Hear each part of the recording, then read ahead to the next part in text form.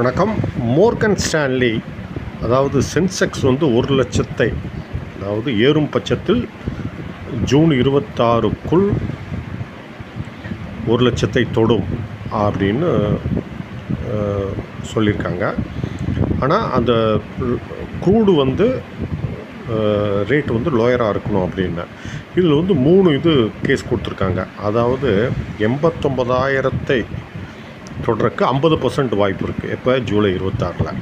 சரி, 1,00,000 தொடுவதற்கு ஜூலை 26 30% ப்ராபபிலிட்டி இருக்குங்கிறாங்க. சரி, இறங்கும் பட்சத்தில் 70,000க்கு கீழே விழுகிறதுக்கு 20% வாய்ப்பு இருக்குது. எப்போ ஜூலை 26. இதை பற்றி தான் நம்ம இப்போ அனலைஸ் பண்ணோம்.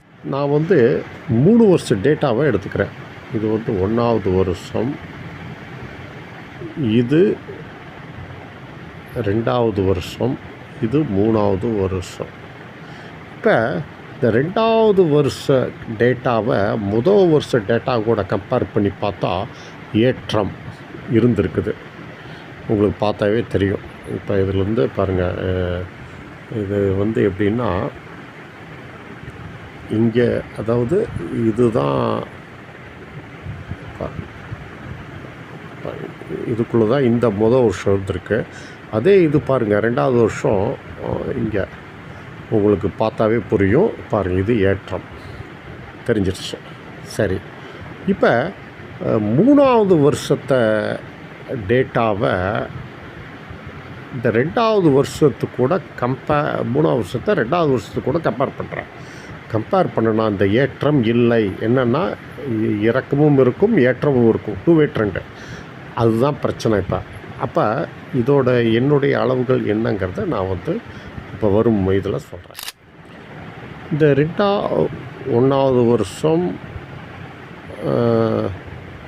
2வது வருஷம், 3வது வருஷம் நான் இப்படி சொன்னேன். இதில் என்னென்னா இந்த 3வது வருஷம் 1,577 வரையும் போயிருக்கணும். ஆனால் இது 2 வே ட்ரெண்டில் மாட்டிக்கிச்சு. இதுதான் பிரச்சனை.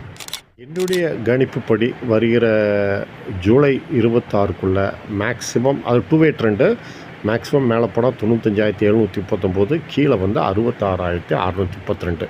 இது என்னுடைய கணிப்பு. காலம் என்ன சொல்கிறது என்பதை வரும் காலங்களில் பார்ப்போம்.